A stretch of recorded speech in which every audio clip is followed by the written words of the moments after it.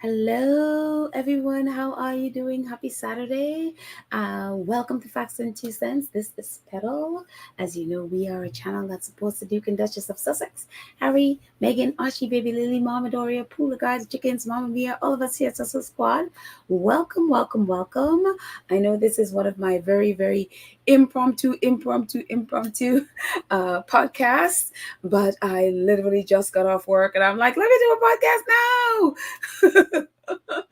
But anyways, hello Anne, locked in from my home country of Trinidad and Tobago. My peeps is here. Thank you, Anne.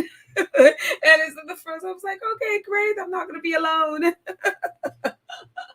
Black Queen, our awesome moderator, is here. Hello, Black Queen, with the pink waving hands. Pink waving hands. And our awesome moderator, Karen, is here. Hello, Karen M. And Emma Day and Catalina. And oh my goodness. Um, Black Queen, our other moderator, is here. Awesome moderator. Thank you so much, Black Queen. Oh my goodness. Hello, guys, and our 58 friends who have joined us. Hope again, when you do stuff like this, sometimes the way my schedule is, like, you never know. I'm just like, I could be here talking to myself the whole time, you know? But I'm glad that you guys are here. I've missed you. And this is my second shot at this podcast. I actually, I recorded it yesterday and was about to post it. And then, thank goodness, I reviewed it because I had music on the back. Sometimes I have a little music in the background, and for some reason, it wasn't really playing through my headset. So I thought it was like really, really low. And then I listened back, and oh my goodness, I thought the volume I had it was like really low, and it was like drowning out a lot of what I was saying. And then part of it is too, my mic was going out in some places. And I was like, oh my goodness. So I want to ask you guys a favor. If you can let me know if my mic, I'm not going to play it, do any music because I'm like, oh, let's just leave that alone. I was just thinking it would be, sometimes it's a little bit, you talk and talk and talk, music. So if you can let me know if you're having any problems hearing me, if my sound get gurgled a little bit, because for some reason it might be my headset or the mic. So please let me know, because that was part of what was happening in the video that I recorded last night, apart from being drowned out by the music. So so this is my first time to literally say hello and well, actually no, happy birthday to Megan, because I mean I posted did this little postcard thing yesterday and posted it in our community page, but I didn't get to verbally say happy birthday. So whatever it is she's doing, oh, thank you, Karen M, for telling me I'm sounding fine. Thank you, thank you, thank you. But if at any point it goes out, please let me know, and I will try to see what I can do on my end. Technology sometimes. Anyways, again, whatever our fave did, yes, we have no idea, of course, whatever it is that she did. Whatever it is, I hope it was fun. I hope it was relaxing. I hope it was under a tree somewhere in Montecito, on their property in Montecito, just relaxing and having fun and just enjoying her special day. And so, yeah, you know, of course, pretty much every birthday, other than when she turned 40, when she did the 40 thing, that was the only time that I recall that we her letting us know what she's thinking about for her birthday, or what she's doing. Other times that she has been completely private, which is great. I'm like, you girl, you just stay private. We don't need to know what you're doing, as long as we know that you're just having fun and relaxing and doing whatever it is you want to do. So happiest birthday to Megan, however it is she celebrated it. And of course, I would assume it was with Mama Doria, and of course her hubby Harry and babies Lilybeth, and well, not babies anymore, but Lillian and Archie, were part of the whole mix. So however it is she celebrated it, we at least know family, it was about family. So wonderful, which is about her, and that's all she loves to do it quietly with her family, privately with her family. And I love that about Megan. It's like, I think I was listening to an interview. I don't even remember if it was pre-Harry? I think it was pre-Harry because she didn't really do any interviews after she got married. So it could have been when they were dating or something. And she talks about keeping something back for herself, like, because when you're a public figure, so much of you get taken whether you want it. People invade your privacy and want to know everything about you, and you almost feel like you have nothing for yourself. And she talks about keeping something private for her. And I think for me, when I look at how they have lived, and especially here when they've been in the US, is their private life has remained private. Like, we have no idea. People speculate all over the place, and we could guess, but at the end of the day, we really don't know nothing about their private life, and that's how it should be, and that's how I think they love it. They don't share that part of them, and is that one thing she says, about just hold the one thing that is just for her, and I would assume just for them, where they don't share that with the world. And so I love that. I absolutely love that she's kept her relationship, her home life, her kids, her mama, everybody. She's, those people that meant and mean so much to her, she's kept it private. And even those close friends to her, most of them are private, so it is just really wonderful. Let me close this door. It is really just wonderful to see, the relation that she's able to do that. So kudos to her. Happiest birthday, Meghan. And obviously we know that our forever president in the US, at least, our forever president, it was his birthday as well yesterday. And it's so funny when I saw this picture, I think, a former first lady, his wife, of course, Michelle Obama, posted this yesterday, or Forever Flotus, posted this. And so, of course, I was like, I don't know, it's just such a bright picture. Everything is so bright. I'm like, this must be Africa, an African country somewhere, because of the brightness of the sun. And I don't know, it has that feel of somewhere in Africa. And so, I don't know, maybe it's not. Maybe it's right there in DC. But I don't know. The brightness of it, it has that feel. I don't know. It's just my imagination. But so, of course, we know that it was his birthday yesterday. And it's so funny because I was thinking back about, I think it was 2021, when she had just given birth to Lily, and President Obama, in the middle of the pandemic, had his birthday party. And of course, it was a socially distancing, COVID, safe party. Although I think someone actually did get COVID from that party. But it was then, they did all the restrictions and all the things that they needed to do. And then there's a whole brouhaha about Meghan not being at the party, or not being invited to the party, or some stupidness like that. And it was just like, Meghan had just given birth, a couple months earlier. And again, British people not understanding, at least royalists anyway, not understanding geography, not understanding the layout of the land in the US. They basically think that it's just as small as England or something. And I guess not realizing that, where they had the party in Martha's Vineyard, what is it, over 6-hour flight from California in the middle of a pandemic, and you just give it birth. I mean, it's just like the ridiculously of that whole thing was, it was just like, you people are crazy. You are nuts. But anyways, I just thought of that. But yes, such is the madness with royalists and the like. So, but it's just, again, whatever forever president did, don't know, but whatever he did, hopefully he had a fantastic time, as our fave Meghan had. And one of the things I love is, like, oh my goodness, so many people were wishing, it was trending yesterday. So many people, organizations, news outlets wishing Meghan happy birthday yesterday. It was really awesome. And some of them I was like, yeah, you could keep your happy birthday. The same people that spread gossipy lies about her, like, happy birthday, Meghan, is like, yeah, sure. That's why I'm happy Meghan never engaged in any of this nonsense.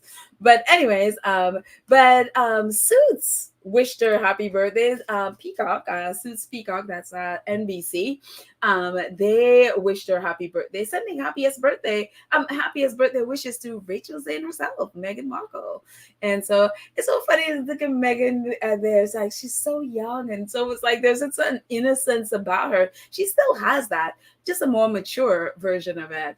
But you could tell how new she was when this picture was shot, and like new she did a show and all of that stuff. It's just that youthfulness in her. And then I'd never heard of this magazine before. I was like, oh, well, okay, something new African Women's Magazine. Happy birthday, Meghan, number 42. And of course, they did a little quote from Meghan: "The only wrong thing to say is to say nothing." And that was from when she did. Actually, somebody else had said it before as well. But that quote, when she said it, it was when she was doing the graduation speech for her alma mater. And so those young girls at, what is it, Sacred Heart School, or whatever the name of her school that she went to when she was a young girl. And so I think it's Sacred Heart. I might have said the wrong name, but if you remember, let me know. And National Women's Law Center also wishing her happiest birthday. And it's so funny. I saw this commercial. Someone on Twitter posted it. And Meghan, either before Suits or after, or during Suits, did a commercial where part of it was for the National Women's Law Center. So Meghan has been all up with this organization that Archewell does fund now, long before or any of this. And it was just like, oh my goodness, I had no idea she was with them. And then this company or organization called NARAL, I think that's maybe how they say it. Happy birthday, Meghan, Duchess of Sussex. Meghan Markle, your voice supporting reproductive freedom has been invaluable to the fight. And so I had never heard of them before, but that's what they're about, reproductive freedom. And so I was just like, oh. So, I mean, different from the ones we normally look at, but it's just it's awesome. And again, with all the people that were wishing her happy birthday, I'm like, I'm just gonna choose these four. There's just too many. And some like random radio stations, things, listen, Canada and all over were wishing her. I even actually saw the Times of India actually wished her happy birthday as well.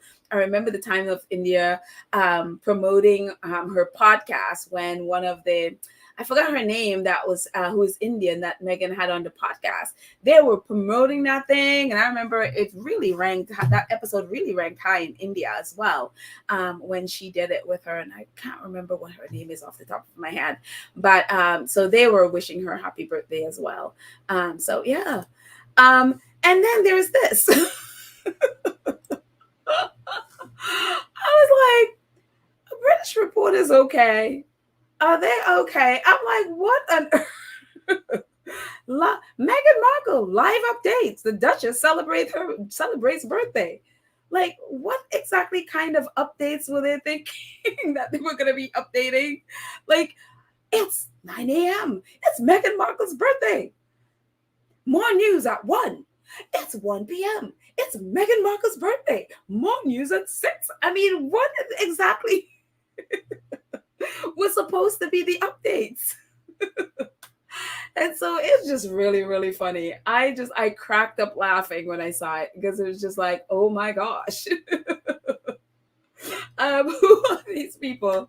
And it's just, again, news outlets on Shutter Island, unless you're reading Byline Times or Byline Investigates, you're really not getting news, because the idiocy of some of this stuff is just unbelievable. Like, I don't think I've ever seen a live update for one of the other, the quote unquote working royals. I've never seen a live updates about somebody's birthday before. Maybe I've missed it and not paid attention, but geez, so it is just really, I just have to laugh. I'm like, okay, then live updates.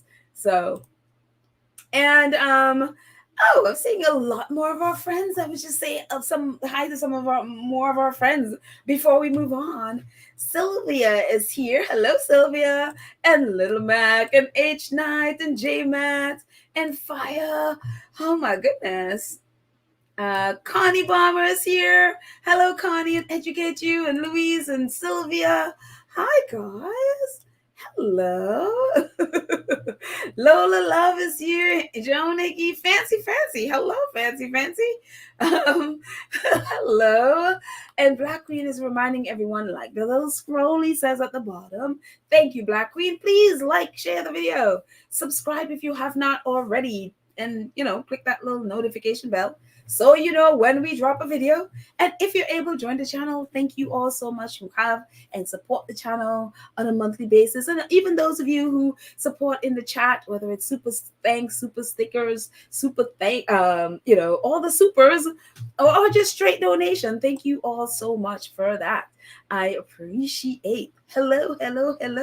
So I know the squad has been celebrating Meghan's birthday. Actually, before I even get to this, let me get to the squad. I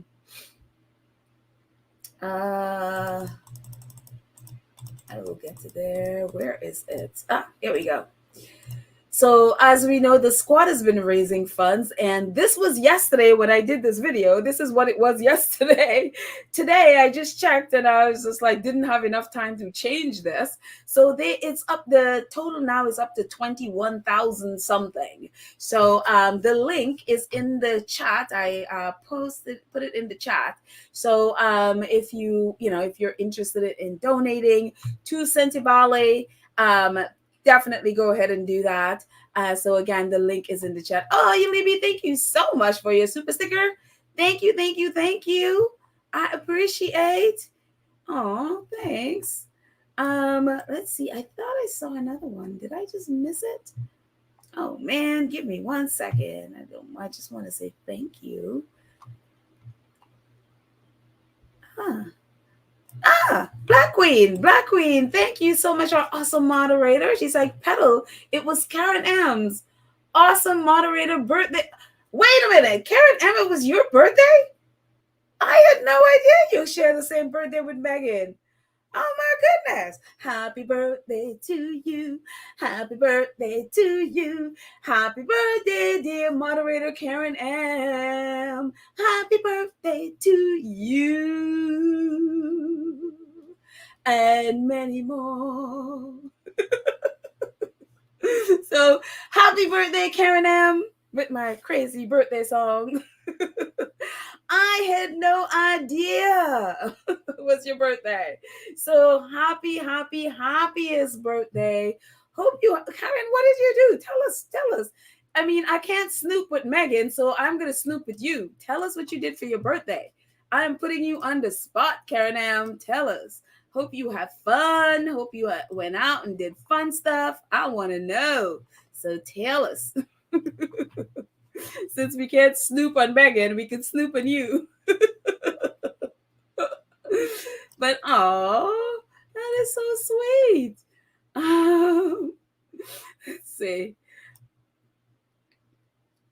Let's see. Oh my goodness, Leslie says, well, I did the application to volunteer at Sentibale Clinic. Hopefully get accepted and get assigned some dates. Wait a minute. So where's the Sentibale Clinic in Botswana or oh Lord, my brain is not here today. It's been working all morning. So where is the clinic that you are going to be or at least you signed up to volunteer for? Very cool, Leslie. I mean, not only is she a legal scholar, she's also going to be, most likely working with Sentibale. This is awesome. You are all up into Harry stuff. You go, Leslie F. That's awesome. Let's pray and keep our fingers crossed so that way, that you can get in. That would be amazing. That would be absolutely amazing. What would you be doing there? What area would you be volunteering? So yeah, I would love to know. Absolutely love to know. Let's see. Oh, Angela, you cannot be late to these things. I mean, what were you thinking? Why exactly were you late? No excuses. You must be here on time. Even though it was a very, very, very impromptu thing, you must be on time, Angela. So there. Okay. Angela is so cute. She's like, I'm sorry I'm late. Like, girl, it's an impromptu thing. It's just like I literally finished work at 5, and it's like, oh my gosh, let's just put it together and do a podcast. Nobody might be there, but at least they'll get the replay. So that's just how fast it, that was how fast it was. So, and I'm actually glad I'm getting to do this, because then this would have dropped earlier if the video was good, which it wasn't. So and I wouldn't have been here. I would not have been able to be in the chat or anything like that, because I was working all day. So yeah. Let's see. Exactly, Louise. I am hoping she had a happy that she enjoyed her special day as well. So yes. Oh, Leslie. Leslie says, yes, Botswana submitted my medical certification to work at their AIDS clinic for 2 to 4 weeks. Wow. Oh my goodness. Leslie, this is amazing. This is absolutely amazing. So, oh my goodness, prayers. I'll be praying that you get to do it. Wow, that is cool. So yeah. Blackwood is like, listen to Teacher Petal. Oh, that's Miss Petal to you. I like that. It's so funny. It's like, I hear Miss Petal, Miss Petal, Miss Petal. For a moment, you think, yeah, it's like, oh, I feel so adult. I don't know. I mean, I am of age and I still don't feel like an adult sometimes. So whenever one of the kids are like, Miss Petal, and it's like, oh, I'm an adult. They're calling me Miss Petal. So there. I like it. I think it's kind of cool. So I mean, they don't know, they could just call me Petal and it'll be totally fine, but why tell them that? Let's see. What else you guys were saying? I was just staying in the chat for a minute. Oh, I love you too, Connie. I love you, our Swiss friend over there. Yulivi says, Leslie of Botswana. I thought it was Lesotho. Both, actually, both Lesotho and Botswana. That's the two places where Sentebale is. So both. And Lesotho is what I could remember. Lydia, oh, thank you so much, Lydia. Now I feel guilty. I'm like, Lydia's giving me money, but then just wishing Karen a happy birthday. It's like, oh my goodness. Thank you, Lydia, our awesome moderator. So happy you're here. Belated birthday. Happy belated birthday to our beautiful Karen M. Yes, she is. Who shares the same day as our Duchess. That is so amazing. I love it. So you, our Fave, and our Forever President all share the same birthday. I'm telling you, this is awesome. This is so awesome. That is wonderful. It's like funny. I did not realize. And so now I know for next year, Lord willing, he keeps us here. There you go. Patricia and Franklin. Patricia says, hi, Petal and Squatty's beautiful day. I don't know. I was out there for like a minute and I had to come back and work. So I don't even know if it's beautiful or not. So, but I will take your word for it, Patricia. It's like, I'm late, but catching the live. You're not late, child. We just, hanging. Impromptu stuff and all. So there, thank you. Oh, Lydia. Thank you, Lydia. Another donation. Rosalind Gates, happy birthday to you as well. Lovely lady. Enjoy the week. Oh my goodness. So Rosalind, was it your birthday yesterday or was it your birthday today? So happy birthday, Rosalind. Happy birthday to you. Happy birthday to you. Happy birthday, dear Rosalind Gatewood. Happy birthday to you. And many more. I like my and many more. I think I heard that somewhere. I don't know why I keep throwing it in there. But happy birthday, guys. There's so much joy going around and with birthdays and all of that stuff. I just why not, right? Enjoy the time we have here, enjoy what we have, celebrating birthdays and everything. So this is wonderful. And Karen M says, Federal Abigail from Suits' birthday is August 4th too. Oh, that's right. Isn't she the one that's best friend with Meghan? That I think someone said that they did share oh my goodness. It's like all the cool people born in August 4th. That is wonderful. That is absolutely wonderful. So yes, well, happy birthday, Abigail. So, and as Meghan's bestie, and they may have shared have a birthday party or get together together yesterday. So who knows? So hopefully they all had a fantastic, fantastic day celebrating. And let's see, let's pull this down. Thank you, Karen M, for that. Oh, wait. Hang on one second. Let me get back to what I wanted to share. We're going to get to Meghan and that lovely picture later. But, where is it? Here. Archewell is doing amazing things. Obviously, we know they are very much, Harry and Meghan, very much into and are about mental health and mental well-being.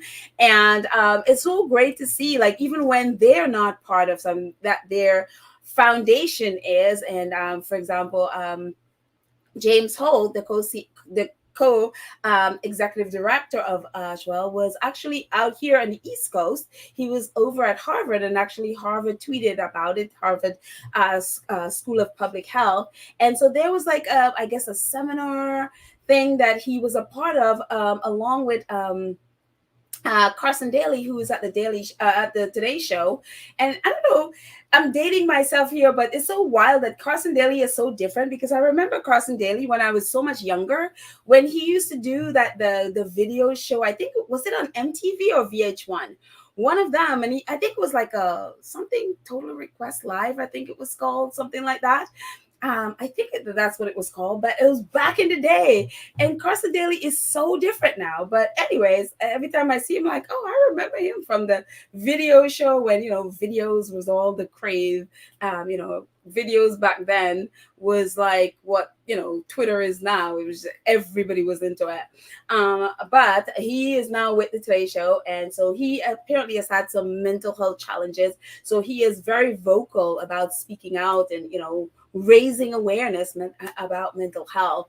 And so they were a part of this thing at Harvard. And so special guest Carson Daly, Today Show, Archewell Foundation's James Holt, and Project Healthy Mind. Project Healthy Minds of Philip Shermer spoke at a panel this week at this week's Creator Summit on mental health. And if you guys remember Project Healthy Mind, I think it was part of Archetypes, where Meghan, for Mental Health Awareness Day or month, she used their all of their, I guess, what do you call it? They have like a whole list of things to make sure that you taking care of your mental health. And so she used it and linked to theirs through Spotify and through Archetypes. And so it was really great that, there were so many different organizations that Archetypes worked with, and that so many positive things that came out of that. That's why it really irks me when people are saying that, Archetypes was a failure or any of that stuff. I'm like, these people have no idea all of the amazing things that came out of this, including her donating $2 million for teens to be able to go and give somebody in need in their community $1,000 to help them, women in need. And actually it went to some single dads as well. There's so many things. And on Twitter, it pops up all the time where kids are still giving away $1,000. And all of that came through Archetypes. So when people say, are saying like, oh, it's because they don't have the contract anymore with Spotify and they're not working together anymore, that it was a failure. It's like, you have no idea, because you're just looking for the gossip. You have no idea all the incredible things that came because of archetypes. That's an aside. And so our own RS Locke, she had the photos that Harvard didn't have. So I was like, oh, I want the ones with the photos. And so that's James Holt out there. He is far left out there, and obviously Carson is the one sitting there. And so it says Archewell Foundation co-executive producer Jim Holt, and today's show Carson Daly and Project Healthy Mind founder Shermer joined the panel discussion at Harvard Creator Summit on mental health to talk about shaping the future of mental health communication. So that's a little bit, it's a little like the same thing, but it's a little bit more. So yeah, it's just really great. I mean, their focus, and again, with Harry and Meghan, is there's so much of the press that cover them that have this preconceived idea about who they are and what they should be about and what they think they're about, and that they somehow need to be on their timetable or time schedule, so that they produce things when the press want it. So because the press they need a narrative, they need food to feed their trolls, so the Sussexes must produce on their time schedule. And it's like none of them had taken the time to really focus on, okay, look at what they're doing, which will inform you who they are and what they're focused on and the things that matter to them. This is what matters. The fact that what they just gave us, the video they just gave us the other day about working with youth to build a safe internet, or build technology, safe technology for kids and young people. That's what they're about. It's not about, for me, yes, I'm sure Meghan love to produce shows and stuff like that, but a lot of times you look at those things, it's more of, we do this so that we can fund the things that we really want to focus on, like these things. Like funding the Women's Law Center and all of these things, funding Travelers, or funding Invictus, or funding Sentibali. These are the things that matter to them, and so it's just like the press, and even as the American press as well, even though they're not as they're not as attacking, but they're still very controlling, just like the British press. They have their ideas of what the Sussex is supposed to do, or when they're supposed to do it. And it's like, stop trying to put people in a box. They're not what you think they are. Just pay attention to what they do and report what they do, as opposed to trying to fit them into what you want them to be. And of course, we know Harry and Meghan, they're just like, we're just going to do, you can say whatever you want to say. We'll stay under a tree and do what we want to do. I love that. And so, of course, the press is always mad at them, because why? They can't fit them into a box. So, yeah. But I say all that to say, the long-winded, Archewell was it at Harvard.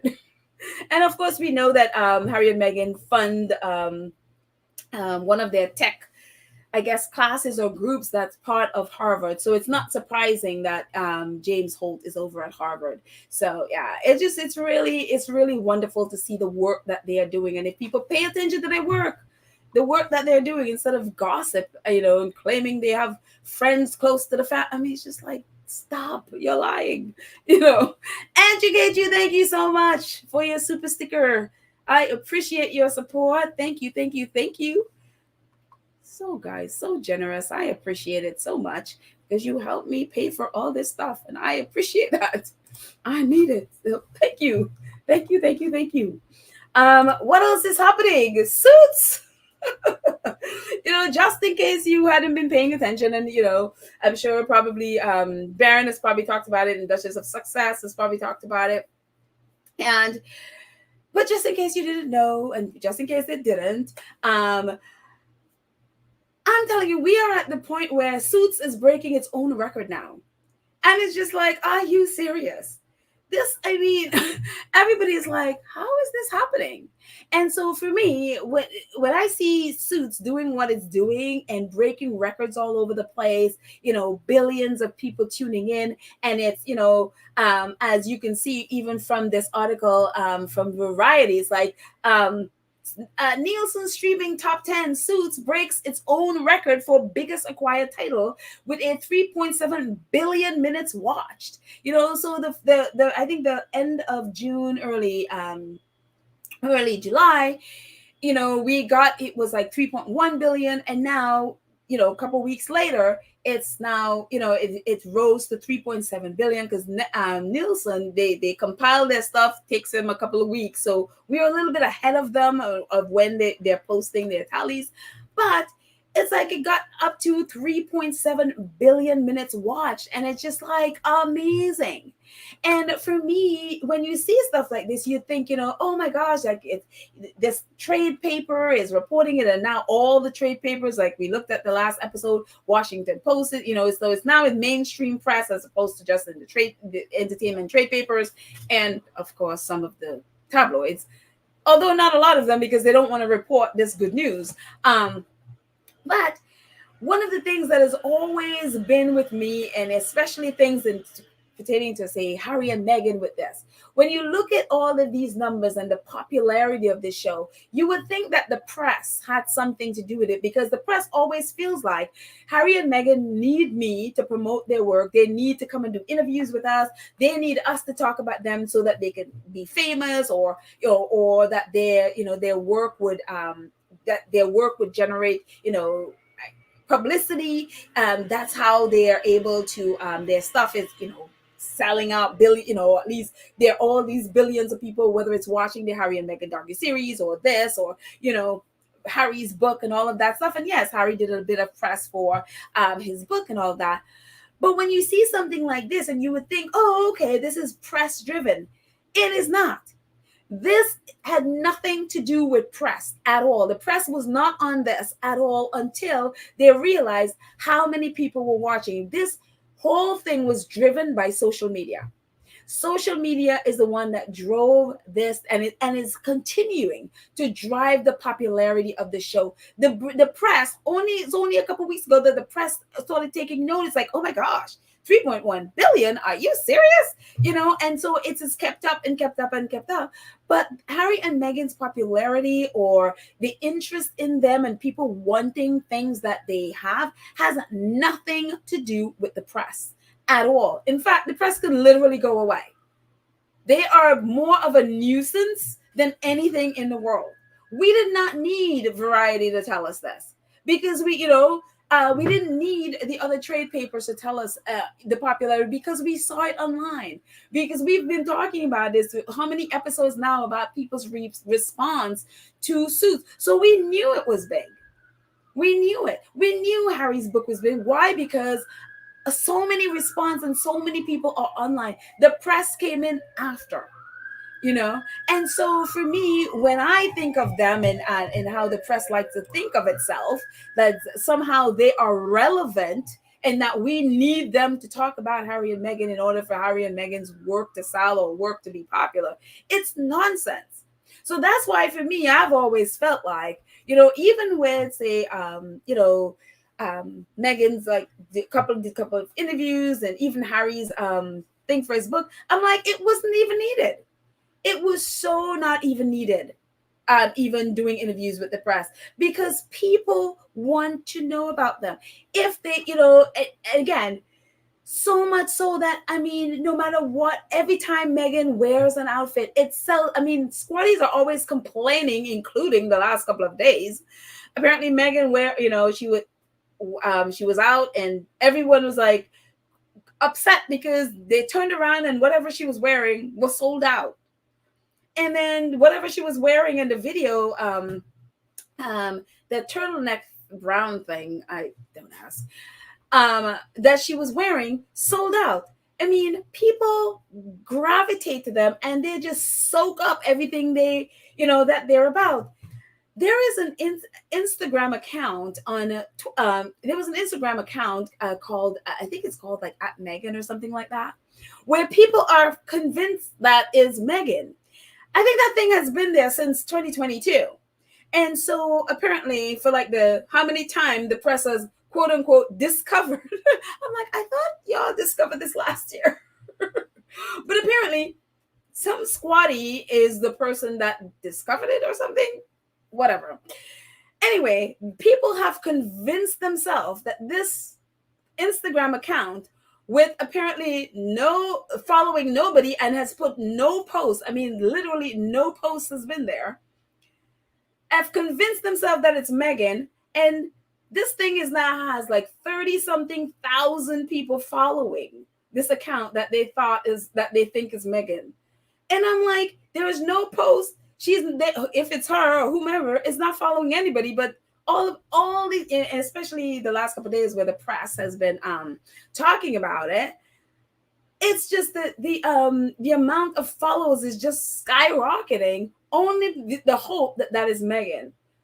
And one of our squaddies was looking at it and realized how many of the derangers trolls, all with royal in their in their names, are following this account. Of course, we know why they would want to follow that account if it's Meghan's. But it's just, again, people just want everything that, that is about them. They don't need the press.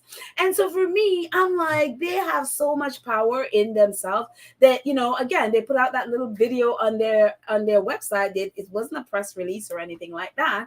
And every press pick it up. And so for me, I'm like, I wish and I hope going forward, they would completely just bypass the press. They would completely, and I know Meghan does, they have not done much press for the different things that they've done. I hope that I just never see them do it. I just hope that whatever it is that they need to do, they just put it on their website. That's all they need to do. And so, I mean, look at how many outlets that picked up the little video that's on their website. They literally have to do none of those things. Just use the power that you have with the platform that they have, and that's all they need. And again, with Suits, I mean, it is this thing is incredible. It is just, it is definitely the show of the summer, and again, this is like with 3 points. Hang on, my little brand thing is blocking. Let's just get that out of the way. There we go. With 3.7 billion minutes watched July 3rd to 9th, a 17% increase from last week's 3.1 billion. The series broke its own record as the most watched acquired title as opposed to regular, originally intended for streaming since Nielsen began measuring streaming. I mean, how many titles has Netflix acquired since Nielsen began measuring streaming? How many titles? And here comes little Suits, breaking the record and now breaking its own record. It's amazing to me. I just like, while the actors are out on strike. And this is Nielsen. Top 10 streaming list is live. Suits is soaring. The series reached new heights with a 17% bump. It's setting another record for acquired content with almost 3.7 billion minutes viewed on our list this week. And it's just, they're all, and I love the attitude. It's like they're all celebrating Suits, plus all the people who are just sort of falling all over themselves in love with Meghan. But, besides that part, it is just wonderful. It is absolutely wonderful. So kudos to everybody at Suits. And again, I hope the actors are getting all of the residuals that's due them. Netflix, y'all better come through. So if you're not, you better be lucky that the actors aren't saying anything if they're not. But I mean, I would assume that they are. Again, because as Aaron Korsh, who is the creator, said, Suits was not made for a streaming platform. It was made for cable television, which was USA Network, and because of that, they get their regular residuals, at least for the writers. We're hoping that SAG did their thing, and that the actors are also taken care of. So yeah, let's see. Turning to from that very good news to Shutter Island for a minute. And goodness, one always, there's going to be a day where we go to Shutter Island and we have fantastic news that doesn't even have anything to do with Harry and Meghan necessarily. but just fantastic news. But until that time, we have this. I'm just gonna jump in the chat for a minute, see what you guys are saying before we move on. Let's see. Hi Noreen, we're happy you're here. We're all, it's impromptu. Don't even worry about it. That's why the replay is there. Let's see. And Louis says, I hope one day the internet is accountable for printing the misinformation on the individuals. Until then, these defamation behavior will be gotten away. The initial source landed a hefty fund. I'm not really sure specifically what you're talking about, but it's it is the internet. It is, I mean, we could say the internet, but it's the people that are posting whatever it is they're posting. And that's why we have something called Spoutable. Don't need to be on, especially if you're on, say, a Twitter platform where a lot of this stuff is, you can always go to Spoutable. Have a, safer place to be. Let's see. Yes, Diane, Suits is a success. It is absolutely that.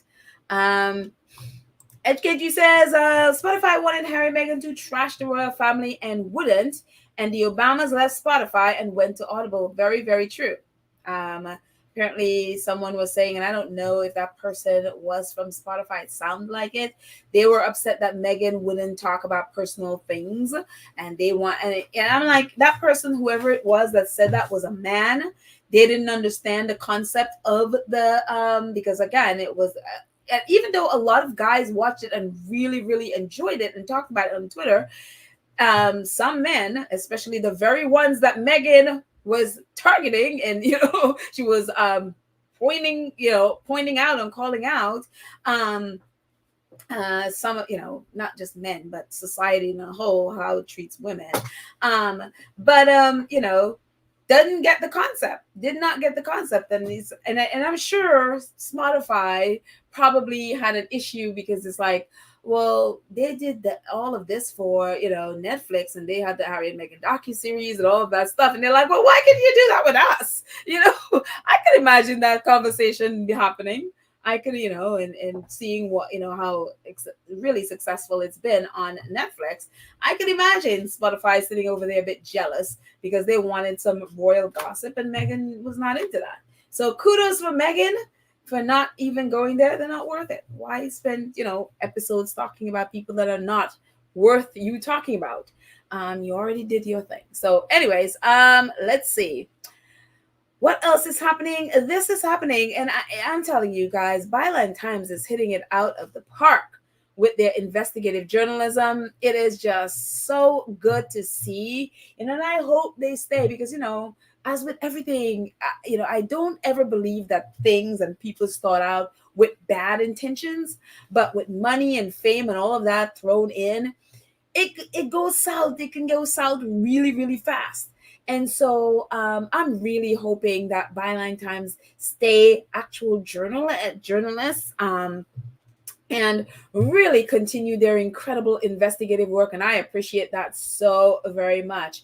Apart from doing that whole series on Dan Wooten, who is still working at GB News, by the way. And it's like, I don't think GB News is going to find Dan Wooten because GB News and Dan Wooten are pretty much the same. So it's just be like, that's who they are. So I don't expect anything better from them. If they did would a fire or suspend, I would actually be shocked because everything that they are, they're not even considered legitimate news. They're propaganda, a lot of racist, sexist, misogynistic propaganda supposed news outlet, but it's not, it's just gossip and propaganda. And that's why the right-wing government embrace them as they do. And so, yeah, it's just the same reason why the royal family embraced the British press, especially British tabloids, because they would lie, they would manipulate, they would, be throwing out conspiracy theories. And it's the whole mess. So they're not going to fire. Again, I would be shocked if they do, so It's like you just look at who is on. Oh, never mind. They're not even worth it. But back to Byline Times. Byline Times put out this article a couple days ago, or was that yesterday? Actually, I'm going to just move my little banner at the bottom so I can read the bottom again. Do what this little scrolly says at the bottom there. Subscribe if you're on here and you have it. Go ahead. We won't bite, I promise. Maybe. um, but anyway, Byline Times put out this article, and I'm so happy that they are addressing this. And I'm really hoping that it's not a one-off article, that they continue really reporting on this and really calling out some of the people that, not some, all of the people really, that do this, especially including the women. As we've seen how they attack Meghan. And it says, tackling press abuse of women is a long overdue first step to changing how how they are publicly perceived. And Sinead O'Connor's passing has seen tabloid tributes from the same newspaper that demonized her when she was alive, writes Alice Watkins. And you see that pattern over and over. They abused Caroline Flack until she took her life. And then all of this praise. They abused Princess Diana, mercilessly abused her. And then all of this, she's like a saint now, There's even a statue in her honor. And now she's a saint. She couldn't do any wrong. Meanwhile, when she was alive, the abuse, we see the same pattern with so many others. We saw Lily Allen talk about it. We saw, we've seen them do it to, what's her name? She was on Meghan's podcast. My brain is just not working today. But anyway, we've seen them done it with Meghan. Even with members of the royal family, the women in the royal family. This abuse of women. And there's this culture in the UK where it's like, the thing is, they're especially say with the royal women, it's like, well, they were abused, but look at them now. They withstood the abuse, and look at them. The press love them now. To which I ask, why is it okay for them to be abused? I don't care who they are. Why were you okay, with the press abusing women? Why is that okay for you? Why should they have to put up with abuse and fight through it and tough it out and be strong in the end so the press could love them? Why is that okay for you? And I've asked people on Twitter that question when they're like, oh my gosh, look at how Kate, and it's like, I've asked them now, why are you okay with Kate being abused? I have never gotten a response. Why are you okay? Even if, I know what she did and all of those things. I know what Camilla did to Princess Diana, whatever. But I'm like, people are celebrating the fact that she was abused. But I'm like, well, why are you okay that a woman is being abused? Call her out, yes. Call out what she did wrong, yes. That is very different from abusing somebody. And so we know and we've seen what the press does, where they literally go in and it's like they will not stop until you either off yourself or somebody does it for you. That is abuse. And it's like targeted abuse where they monster a person and turn, gosh, we've seen what they've done to Meghan. And now to Harry. We've seen what they're doing.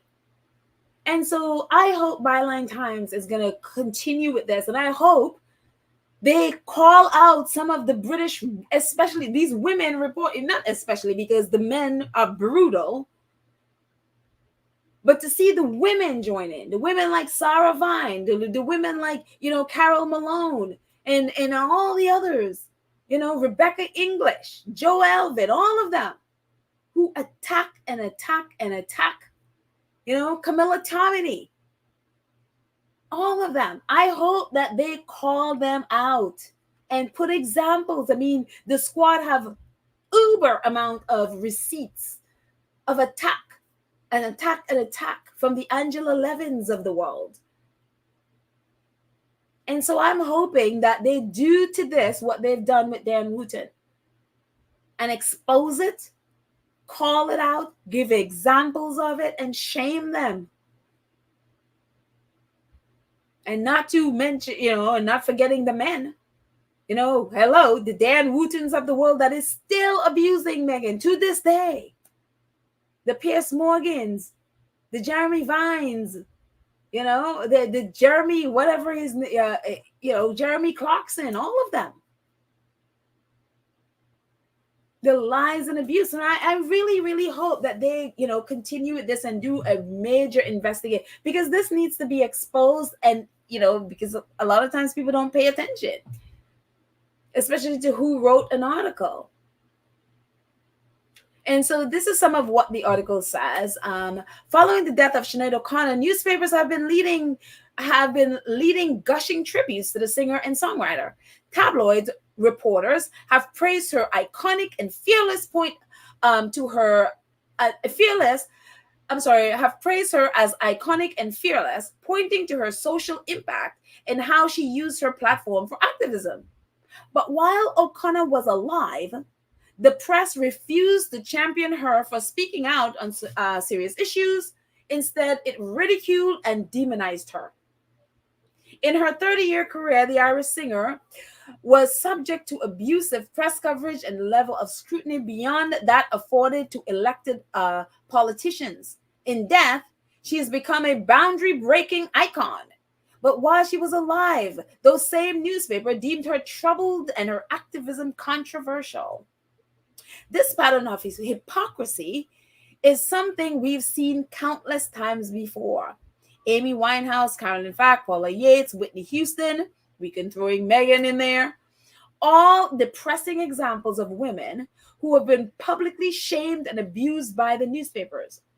They use women, and this is very important, which is the newspapers and the newspaper editors, they use women journalists as baits to get a quote, which in their eyes validates the printing of the story. This is a woman who this exact thing happened to, where the newspaper, I think it was the Guardian, had her do an interview with a women reporter who they claimed she had written a book, and they claimed they really were into the topic about, really women empowerment and all of those things. They used a woman reporter. And when she gave the interview, and it was all about, female empowerment and all of that stuff, and I think that's the area, she said, what happened when the female reporter brought the story back, the editor took the story, completely changed it, and by the time that thing broke and the time it was published, it became this most very negative story about her and about, I think it was about her chasing a man or some craziness like that. She said the female reporter even apologized to her because that wasn't the story at all. So they used this journalist to get thing and then completely destroy this woman's career, or not career, but her reputation from that interview. Another thing she says, of course, or worse, and not only do they use women reporters as baits, women journalists as baits, or worse, they get women writers to do their dirty work for them. And this we see over and over and over again. We have the Nanas of the world from GB News. Who knows, if she doesn't talk nasty about Meghan, she doesn't have a job. We've seen the nasties of the Sarah Vines of the world. We've seen all of them, the Amanda Plattels of the world. We've seen, the Angela Levin. I mean, it's countless of them who would not have a job if they did not destroy another woman. Because that's the thing. And especially a woman who is prominent, a woman who's famous. The only way they have relevance is to, attack and destroy this woman. We've seen it. And this is the thing. And a lot of, I'm sure the reporters there would be like, oh, no, nobody's using me. Nobody's just like, yeah, sure. Don't do it and see if you have a job. Don't attack Harry and Meghan and see if you have a job tomorrow. And so it's really, really sick. And again, that's not obviously, this was a female writing it and talking specifically about female reporters in this. But again, we've seen the nastiness from the men. because they're the ones who are pretty much controlling the press. White men in the UK control the press. And so a lot of the things that you're seeing, for example, the women, and that doesn't excuse the women journalists, but a lot of that stuff comes, it's what the male editor wants, is what the male owner, the newspaper baron wants, is what they want. And now about 100% of the owners of these news outlets are men, white men. And especially if you are a Black female, oh my goodness, ask Diane Abbott, MP, and all the especially Black MPs in the UK. The abuse that they take is unbelievable. White MPs, the same thing, a little bit less than the Black ones, but you know what happens to Black women in these spaces. Unbelievable. So again, I hope that they continue. So just a little bit more in the article, it says, of course, the journalists don't have a duty to write nice things about people in the public eye, but they should have a duty to observe professional standards and not bully. For Emma Jones is the journalist that was talking about, what the press did to her and twisted up that story to make her look bad. It says, for Emma Jones, a journalist and hacked off board member, a women's distasteful treatment by the press goes far beyond the acceptable standard. It goes far beyond the acceptable standards we should accept in modern society. The powerful newspaper narrative, which we consume daily, can be perilously out of step with the progressive thinking perpetuating this empowerment representations of women, which are harmful and regressive. Well, how did they tackle this, though? What did they do? I mean, you could talk about this forever. They even mentioned the IPSO, which is completely useless in every sense of the word, because the only way this stops is to have a governing body that can say, no, you can't do that, and you're going to be fined, or you're going to be taken off the air, or you know what I mean? So, I mean, again, Dan Wooten should not be on the air, but he's there, we have Jeremy Clarkson, should not be writing for any news outlet, yet he is writing for one of the top news outlets, at least two, The Sun and also Rupert Murdoch's Times. Nothing. And we saw, even with what he did to Meghan, the IPSO basically gave him a slap on the wrist. Not even a slap. He'd have to improve to get to a slap. And basically, all they had to do was put it in the paper, their ruling that, that they were sexist, and that's it. No, no punishment, no suspensions, no sanctions, no nothing. So what's to stop the news outlets from doing exactly that and continuing to abuse women? And so I don't know what they're going to do, but I mean, hello, Leveson. So, I mean, again, and I am happy they're putting this out there, and again, they even talked about the IPSO, that the ruling that they gave with the Meghan case, because 25,000 people complained. The ruling was the first time in its history, in the IPSO history, that they have ever leveled a charge of sexism against any of the papers. And again, they said, yes, it was sexist, but there was no punishment. There was nothing. There's not even a slap on the wrist. Nothing. So I don't know. And you would think, like, okay, the Tories are like this, and they definitely kick the Leveson Part 2 thing out. They don't want anything to do with it because they don't want to curtail their power, where they can control people in whatever ways they're controlling them. So what is the option? You think, okay, maybe Keir Starmer coming in if the Labour Party comes in, but then we just saw Keir Starmer at Rupert Murdoch's party. So nothing is going to change. So anybody thinking, okay, Leveson Part 2 is gonna, we're gonna get that going. If the Labour Party comes in, we're gonna have changes in the press so that they can't do what they're doing and people have more power to sue. Yes. And it's like, nah, no. He's in bed with Rupert Murdoch too. So I don't know, and hopefully Harry's cases. I mean, everybody's now banking on Harry's cases to do something. I just, I don't know what I wish I could feel hopeful, but at least I know that, there is at least one news outlet that's willing to tackle it. And maybe the more and more people become aware of it, they will stop buying the Sun. They will stop clicking on Sun articles and sharing it and screenshotting it. They would stop doing it for the Daily Mail and the Express and the Mirror. Because a lot of this, I think, if the government is not going to do anything, it's going to be the people. It has to be the people. And this nation has to come to a place where, people's misery is not entertainment. And that's the thing. A lot of this, and I said it so many times, it is a brutal culture. The British culture is barbaric.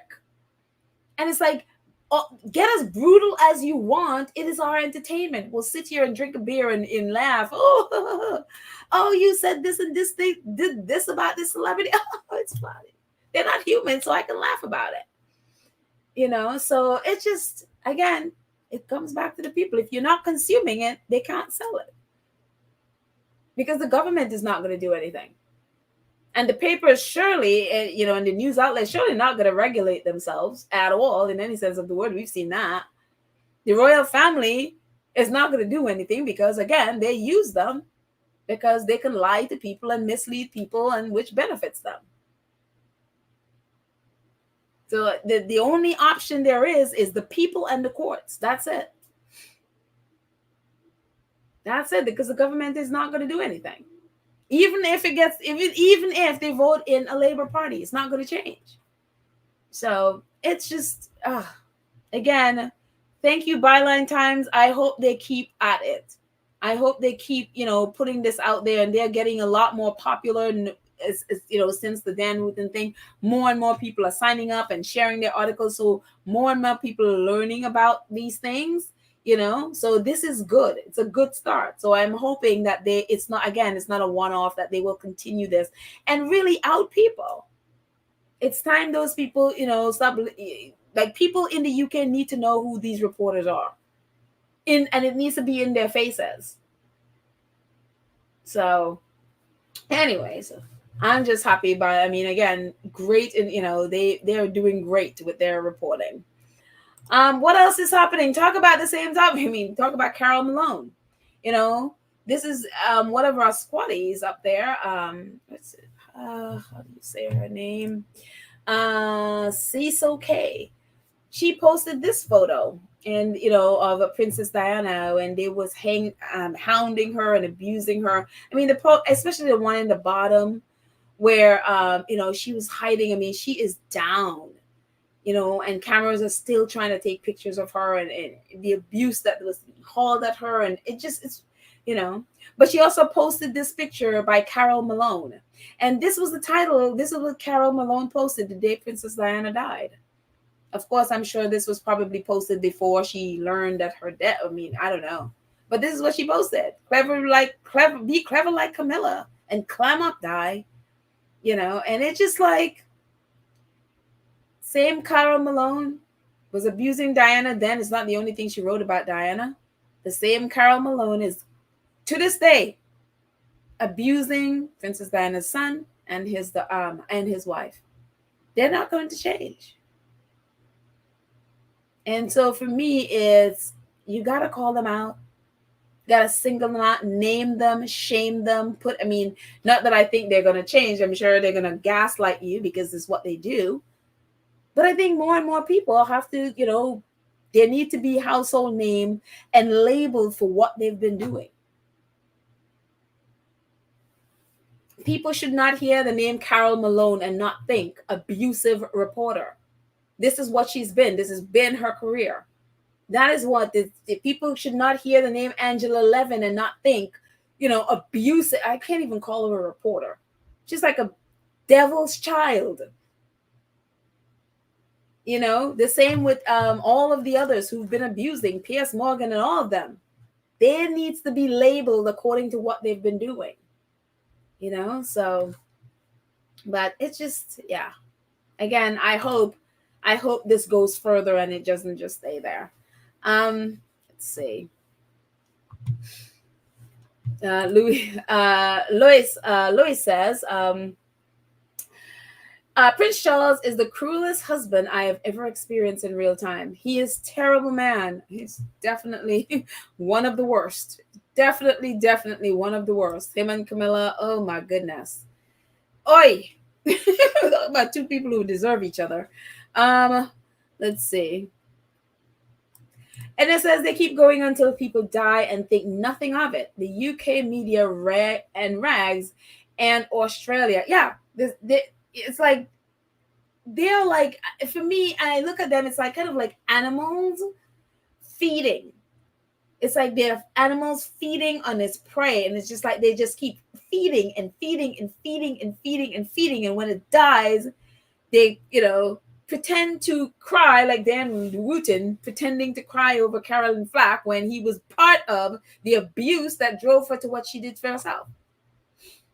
And his actually ex-boyfriend, who just outed him a few weeks ago, he wrote about how fake Dan Wooten was, with his fake tears. I mean, we knew it was fake tears, but it was good to hear somebody that close to him is like, yeah, it was fake. Yeah, it's like they're like animals feeding on their prey. I mean, Princess Diana has been dead for how many years, and they're still trying to feed on her dry bones. It's just, it's crazy. It's sick. It is a sick, brutal culture. It's like, I mean, we saw it, it's like we didn't have to see it. We know from, in the past what they were. And it's like, even though they're not physically doing those things, they're still, in other ways, the mentality and the behavior is still the same. They found other ways to be brutal. So they can't physically brutalize you. They use their pen, they use their mouths to brutalize you and destroy you. But anyways, let's see. Thank you, Edna. Dan Wooten. Talk about Dan Wooten. It's funny. Josiah Mortimer. He is actually, as you can see at the bottom, he's a reporter at Byline Times. I'm telling you, I didn't realize Byline Times has all of these reporters. They are amazing. And again, I talk about, investigative journalists. These guys are good. Not just guys and women. There's a lot of women that work there as well. They are good. But Josiah tweeted, said, with Dan Wooten apparently paying half of his legal fees, he can afford to send out twice as many letters, not denying that he is Martin Branning. That's right. So, as we mentioned the last time, Dan Wooten has a new attorney, Donald Blaney, who apparently worked in some government type role, but had to step down. Why? Because of bullying allegations. That's right, bullying. And Dan Wooten hired someone who had to step down because of bullying. The same Dan Wooten who would attack Meghan, calling her what? Yeah, that's right, a bully. But he has no problems hiring someone who had to step down because of a bullying. Yes. But anyway, Private Eye, who has been on Dan Wooten's neck, really, even before Byline Times started coming out with their articles. So Byline Times quote them sometimes as well. But it's so funny with Private Eye, they use the same font.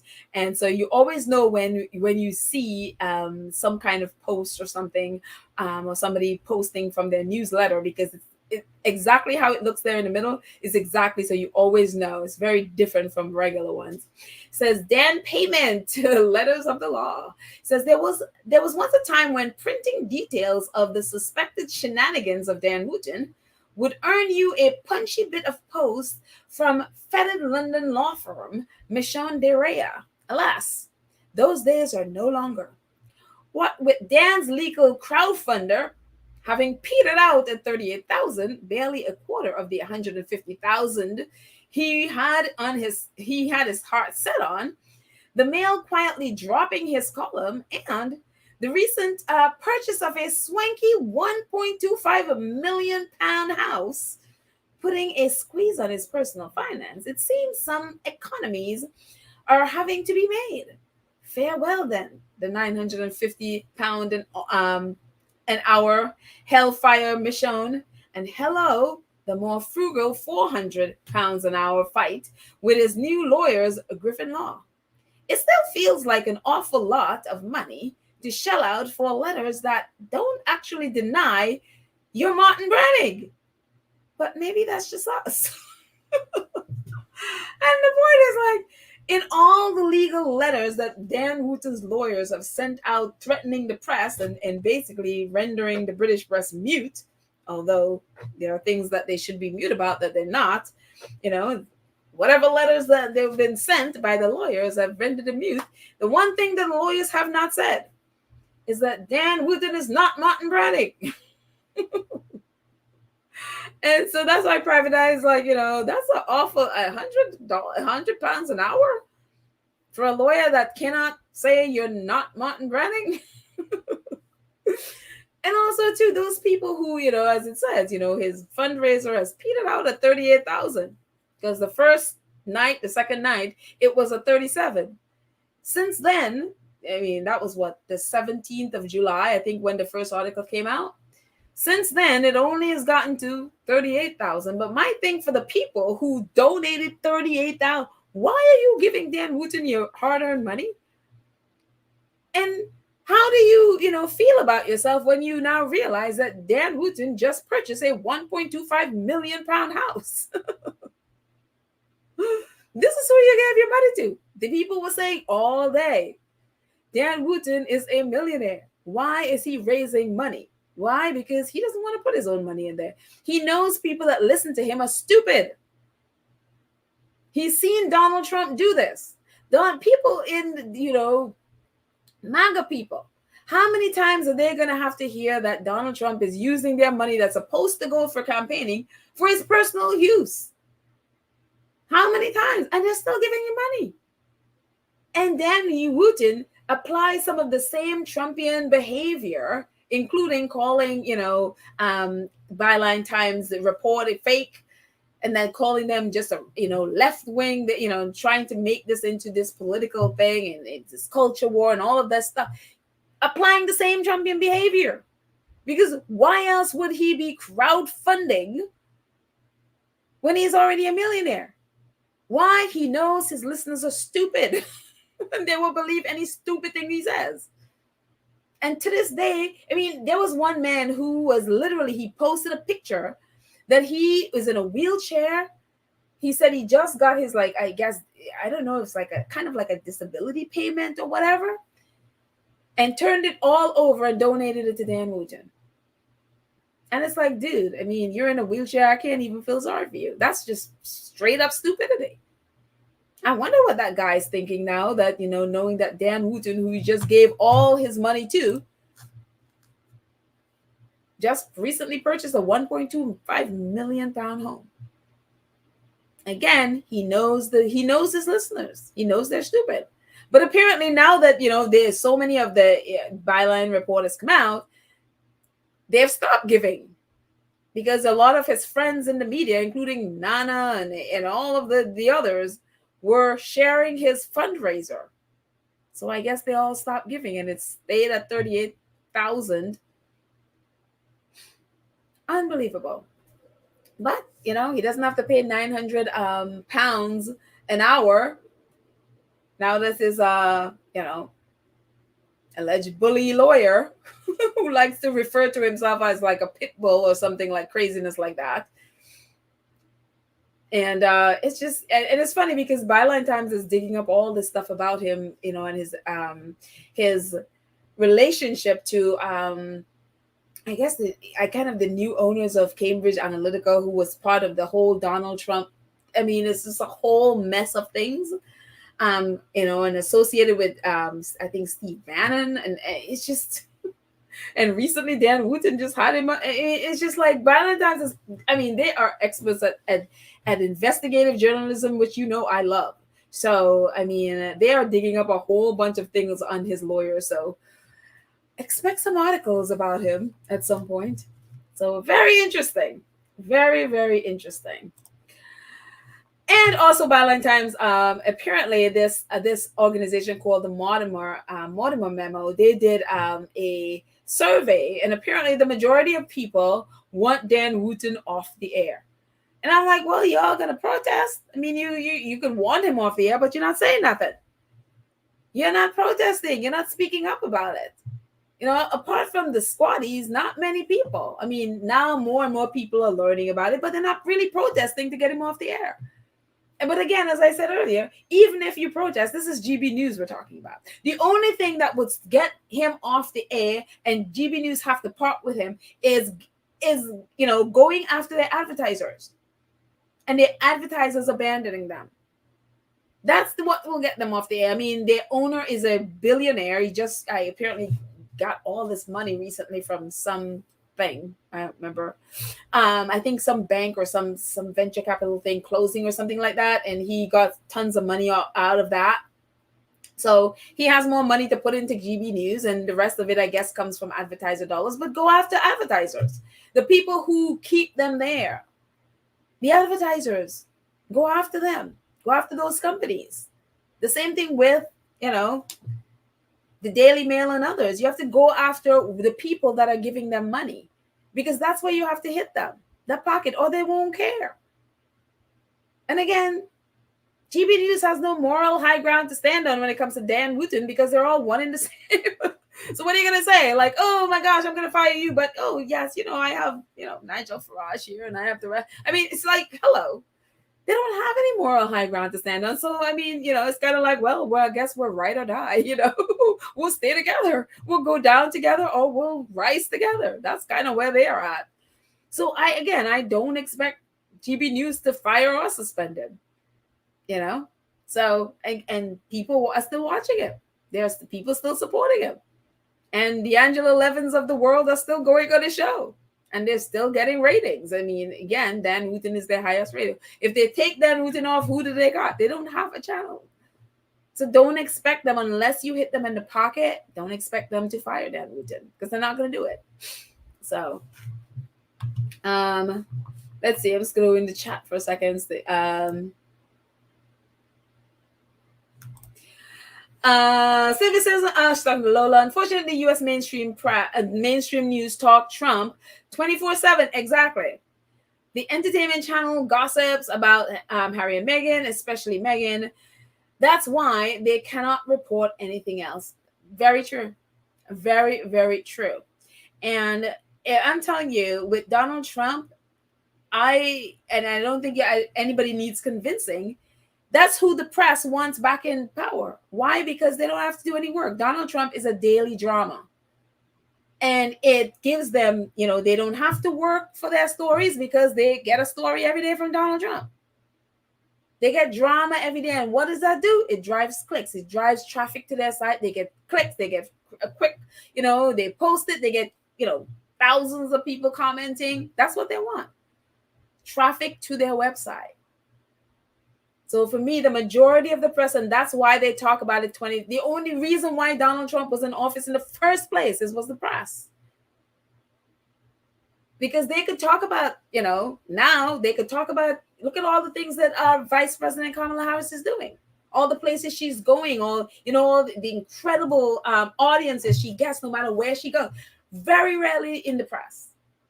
All the things Joe Biden is doing, to the point where Joe Biden is now putting his name on construction sites and all of the things that he is doing, because, when he didn't do that, Republicans were taking credit for things that he's doing, even though they voted against it, because why? The press isn't covering it. Why? Because the press is addicted to drama. And Donald Trump gives you daily drama. That's what we had in the US for 4 years. Daily traumatic drama. And that gave the press high ratings. They get the clicks online. They get the advertiser. And that's what they want. They do not care about the people. A lot of the people who owns these outlets, including Rupert Murdoch, are white men. They do not care. It does, whatever Donald Trump does not affect them. They are very wealthy. They are rich. They're white. They're male. It doesn't affect them. So they don't care. And so it just, so that's why they 24/7. It's all about that. Unbelievable.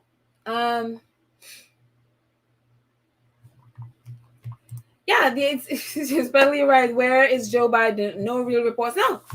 No, they follow the drama at the expense of this country, at the expense of us knowing the great things that the president and the vice president are doing, instead of focusing on what, and it's the same, we talked about this with Harry and Meghan, instead of focusing on what they're doing, it's like, if there's a drama surrounding them, oh, Hunter Biden's laptop, nonsense.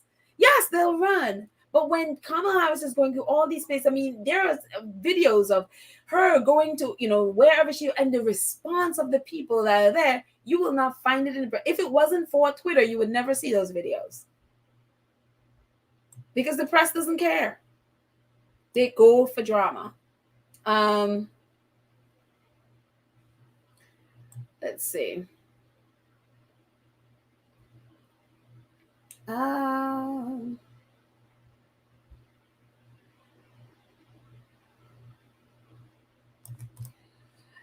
it says, if Tyler Perry donated to AU flying doctors, maybe it's to help the indigenous people, the Aborigines, who suffer badly from mental health issues. The outside world scarcely hear about these people. I don't know. It doesn't. I don't know about. I mean, I of course know about the indigenous people in Australia, the Aborigines. I'm assuming that's who you're talking about. Yeah, the Aborigines. But if Tyler Perry donated, is it something he donated to, or like, I'm a little confused? So explain a little bit more, Anne. But yeah, I mean, we do need to hear more about them. One of the things with the there are these I think it was like this woman, she is an MP, I think it's in New Zealand, who is very anti-monarchy, and she is she is outspoken. I think it's the same one that refused to, when you take the oath of office, I guess you have to pledge allegiance to the king or the queen, which obviously we know that the British monarch is head of New Zealand. So you pledge your allegiance, and she didn't want to do it. I think she ended up having to do it, but she kicked and screamed about that. But more and more people are hearing, the more and more, more and more they speak out about what's going on there. So, but gosh, more and more people need to know about it. So yeah. Let's see.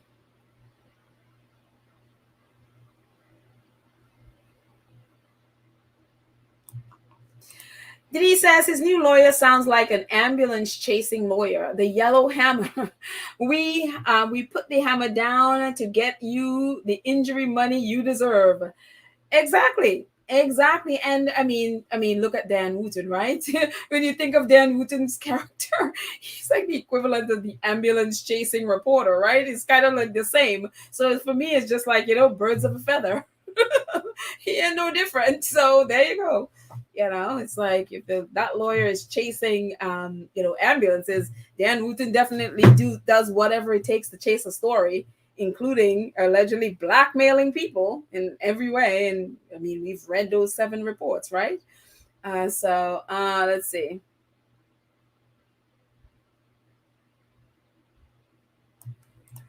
Lydia is saying, just wondering why it's not in any US news or British news. I heard it from an Australian, and checked it out myself. I think RFDS is a Christian group of doctors. So Tyler donated to them. I mean, which is not surprising. Tyler is amazing. He is, anything to help his people. I mean, gosh, we talked about so many things that he has donated his money to. I mean, gosh, could not have given wealth to a better person. So I would not be surprised at all. So yeah. Yalivi says, Pedal, please don't make me start with the spirit now. Oh God, Yalivi. You make me laugh so much. Oh my gosh. No, man. No. Okay, so this is okay. Here we go. Tyler Perry donated $25,000 yesterday to the Australian flying doctors. Yes, I believe it's a humanitarian. Oh, yes, the flying doctors is. So wow, okay. And so they take care of the Aborigine people in Australia. So that's what I'm getting. So yeah, I haven't seen or heard. I mean, this is the first I'm hearing about it. But again, it's Tyler, of course, of course, of course, of course. You know, what's happening with the purchase of BT? I have no idea. Everybody is like, we were all hot on it, waiting for it to be final. Some people like, yes, he bought it. We don't know. Maybe they're still negotiating. No idea. It would be very interesting, and everybody and their brother want Tyler Perry to own this because, I mean, who better? Because I think everybody know this man is just a good man. And look at what he's done with his studio and how it's been able to benefit so many people. And so, yeah, we don't know. I would love to know myself. Fire says, I still don't know how to communicate with Squatty's Unspoutable. Oh, Fire, you on there? Just follow me. Facts and 2 cents there. And I could give you some squatties on there to follow. I need to be on there more. I usually take articles from there and link it over at Spoutable. But yeah, follow me and I'll give you some handles, some squatty handles that's there that you can follow them. So yeah, that's cool. And of course, if you know how to do Twitter, or which by the way is X now. I think I mentioned this the other day, that I was on my pad and I was just like, did I delete my Twitter, my my Twitter app, and I couldn't find Twitter, and I was just like, what did I do? And of course I'm addicted to social media, and so I'm like, where is my app? Where's my app? And then I realized, like, oh wait, it's now called X. So it's X. You're looking for X. And there was my X. So that's right. It's no longer Twitter. It's X. So it was just in one of those moments. It's like, when you are brain dead and you're like trying to find your app that you need, and then it's not there. It's now called X. And so, yeah. And it's funny with that name X. Apparently, Microsoft owns the copyright or whatever trademark for X. And I'm like, well, did Elon Musk not did before he named Twitter X? Did he not like check that? So if the name changes, don't be shocked. Very interesting. Let's see.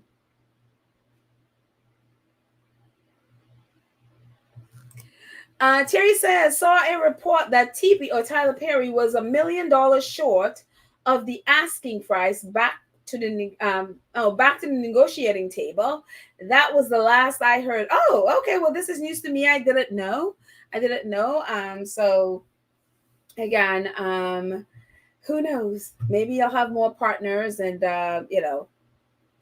would yeah. So hopefully we'll pray. Let's see.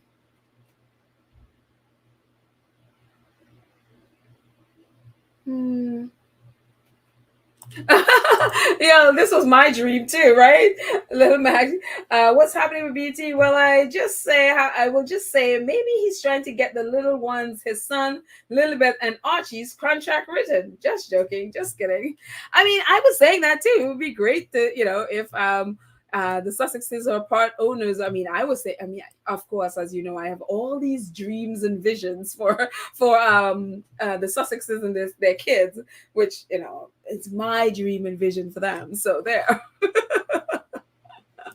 Joyce is like, I thought the purchase was final. BET and VH1. Maybe I'm wrong. Yeah, no, it's not. It's not final. I mean, it was being reported that way. Everyone was kind of jumping the gun a little bit. And so when I saw Tyler not confirm anything, I was like, well, wait a minute. Yeah. So, Sylvia said it may be back to the drawing room, back to the table to negotiate. Let's see.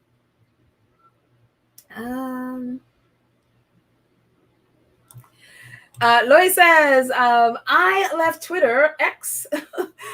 Twitter X Elon keeps messing around, and I ain't I got time for that. Unspoutable and tribal. I haven't tried tribal. I was trying to do it when, right when the first wave of Twitter mess started happening, and I just could never get on, and I just left it alone. So yeah. But who knows? Who knows? Apparently people, Twitter started a thing where you can earn money for your posts. So a lot of people were saying all these crazy things to attract people to come and argue under their posts and whatever, so they could make money off of people's rage. And so they were supposed to be getting money. And of course, I don't know why people expect a person who is basically kind of going Twitter's kind of going bankrupt, and he owes all these people for rent and all of that stuff. Even owes some of his staff. He probably still owe them, money. I don't know why you think that Elon Musk would pay you on time. So apparently now, those people who were supposed to be making money on their posts are not getting their money right now. That don't expect it. It's not going to be on time. So I was like, oh, really? You think? I'm not sure why you would think you would get your money on time. He still owes this staff, that staff that he kind of got rid of. He still owes them. And not 2 weeks ago, his staff, I think it was Nigeria or something, or I think they're some kind of a suit or something against because he didn't pay them. I mean, I don't know why you think it'll be different for you. So, but people still, I don't know why they still idolize Elon Musk and others. It's amazing to me. Let's see. Going up.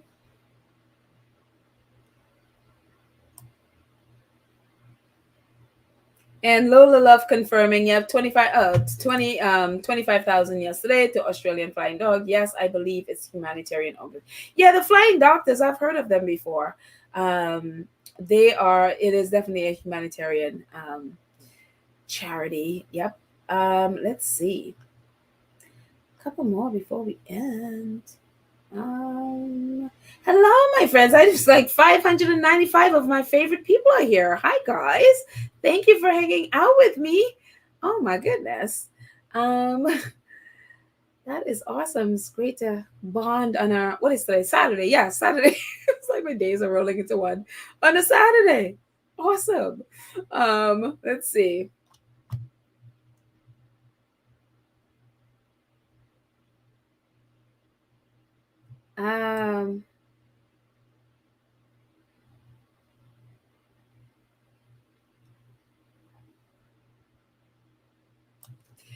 Sylvia says, Sylvia, I think you're it. What the mainstream U.S. news is saying, Rupert Murdoch was one. I guess you would say you mean wants the Virginia governor to run for president. So I say now, Murdoch can choose the U.S. president. Look, would anybody be shocked though? Look at what Rupert Murdoch is allowed to do in the U.S. I mean, look at what he's been allowed to do with Fox, and it got away scot-free. You know what I mean? And again, I say it as I do in the UK.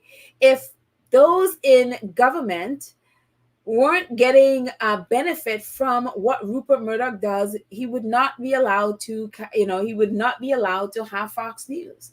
But no matter what these politicians say, they're all in some way benefiting from what he does, and in some way maybe making money off of what he does. So he's allowed to say the minute they stop making money, Rupert Murdoch would be gone. The same in the UK. And so would I be shocked that, that Rupert, no, of course not. No, would I be shocked? No. I mean, look at what Fox did for Trump, so there you go. I mean, in a lot of ways, I say he had already picked one. So we have Trump. So there you go. I mean, and even now, with the court case with Dominion, all the stuff that came out that they knew was a lie. They knew Trump was lying. They knew. It was all in their texts and emails and all of that stuff that came out in court. They knew. And they still lied, and they still covered it up and lied for him. So there you go. I would say they already picked a president. that traumatized the country for 4 horrible years. Let's see.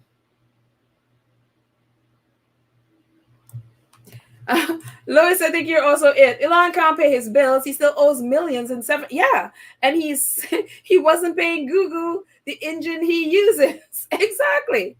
Exactly. So I don't understand why people think he's gonna pay them. You, Joe Schmo from Ohio, why do you think you're gonna get paid? It's just like, hello. Makes no sense. I don't know how you put your faith in people like this. It's the same thing people do with Donald Trump. It's like Donald Trump going around telling people he's a billionaire. I mean, I don't think any New Yorker would buy that nonsense because, hello, it's from here. But people around the country believe the nonsense and put their faith and really believe that Donald Trump is going to make their life better. And you're like, hello. So, yeah. Unbelievable. And it's so wild because a lot of people have left Twitter and now have gone to Jack, or whatever his last name is, who owned Twitter, who created Twitter. He sold Twitter knowing what Elon Musk was. He sold Twitter to somebody I know that could destroy the company, and he sold it to him. And now created a whole new social media platform, and tons of people have now joined his platform. And it's like, didn't this guy just sold Twitter to someone he knows is going to destroy it? Leaving you all to just sort of, fumble along with Twitter. Now he created. So what makes you think he's not going to do the same thing? What makes you think he's not going to sell whatever that new platform is for, I think he got 44 billion from Elon Musk, money that Musk didn't really have. What makes you think he's not going to sell the new platform and just make money off of you and then leave you again? Why? It's just like people are still doing it. They're putting their faith. Like, oh, he's a billionaire. I can put my faith in him. So unbelievable. Let's see. Oh, Karen M posted a link about Tyler Perry doing a BET commercial. Oh, who knew? Not really on Facebook at all. I mean, I have a Facebook account, don't really use it, but apparently he is doing that. He has a Facebook video about BET, so maybe there's the hope. Let's see. Oh, and Obama announcement 2 days ago, he is going to campaign side by side with Joe Biden in 2024. And that's the thing that people, we are falling into the same trap of, I'm sorry, now we're talking politics. We're falling into the same trap that we did before Trump was elected, where you're mocking people, whether it's Trump or DeSantis or whatever. And then all of a sudden, you're mocking. I remember Obama, Obama doing a speech once, and for, one of the things he said, I think it was something to the effect of "Don't laugh, vote." And he did that, before Trump went into office. And it was true, because people got into the thing of laughing and mocking and not taking seriously what is happening right in front of them until it's too late. And we're falling into the same pattern because, well, we're a democracy, it'll hold. No. Look at, democracy is like literally on its last legs. Look at all the things that's been stripped away. Even when a Democrat is in the office. We just lost affirmative action the other day. The people who was championing the loss, taking away or killing affirmative action have now suing people who are, donating or who fund Black-owned businesses. I mean, they are going, and that's the thing. Democrats are like, let's go dance and make a TikTok video. Meanwhile, the Republicans are taking away rights left and right.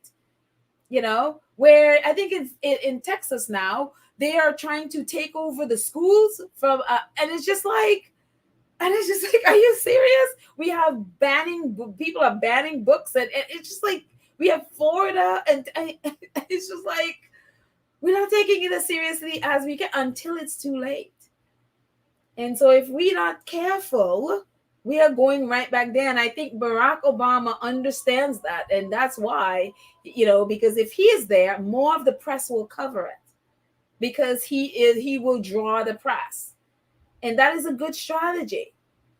because Joe Biden in and of himself is not going to draw press. Or Vice President Kamala Harris, unless they are trying to criticize her for something, she doesn't draw the press that needs to be there. But if you have Obama there or you have Michelle, more press will come. If you have Oprah come out, hello, So they need that this time. So, and you would think with all the things that they've done and accomplished, you would think they wouldn't, but again, this is America. People are free to be as crazy as they want to be and vote for the craziest people they want to vote for. So anyway, enough of that. Let's see what you guys are talking about. Enough of politics for today. Let's see.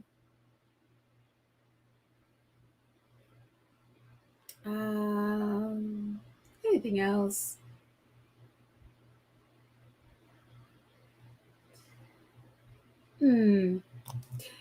Let's see what you all are saying before we're done. Black Queen says we can mock them as long as we vote. Exactly. Get out there and vote. And I'm so happy with the young people now that are really engaged. Because again, they literally are our future. They're the ones that's going to rescue this country. So I'm really excited to see how engaged they all are in the process. So it's really good. Let's see. Noreen says, loving Suits. It's the best. Watched it for about 4 times. Amazing. Really?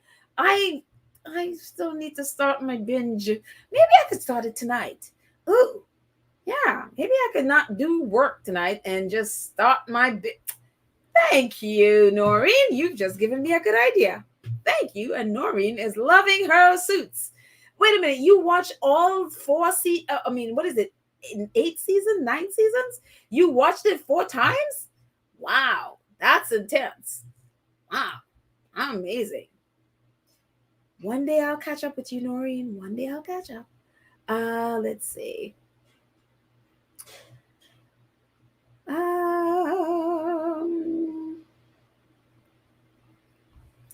I think that's it for the night, guys. Thank you so much. Oh, Sylvia's like, I love Suits.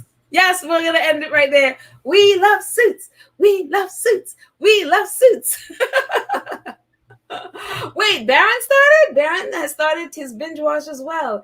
You two can do that'd be so good. Oh my gosh. Let me contact Baron and see where he is. Maybe I could do it with Baron.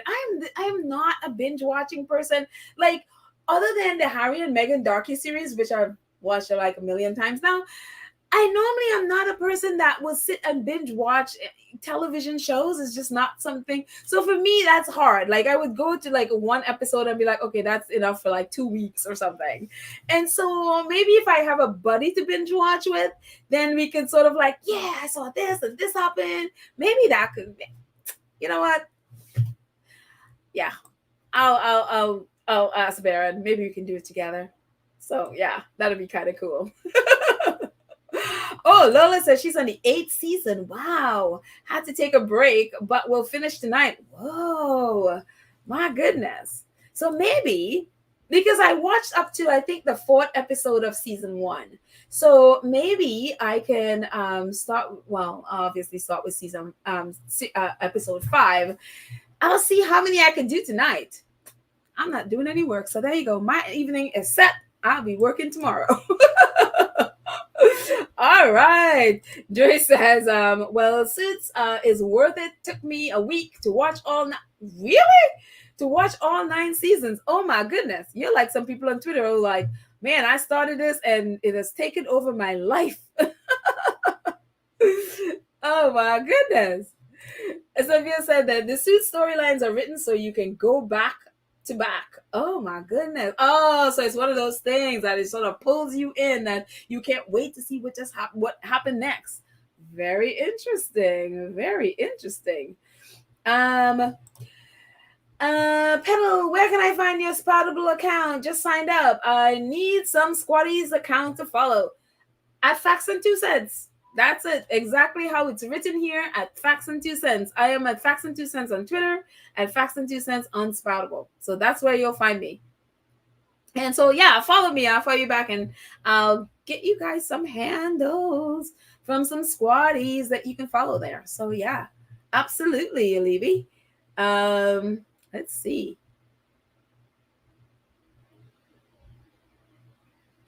And Cookies and Cream says, everyone, please continue to pray for the Sussexes, each other, and the world.